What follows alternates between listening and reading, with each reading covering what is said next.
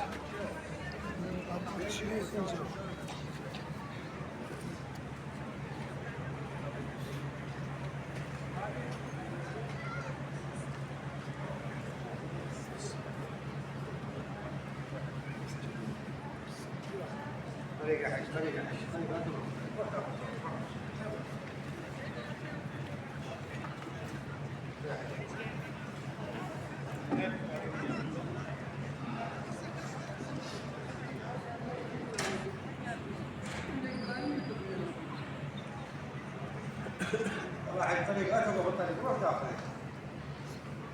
طريق احد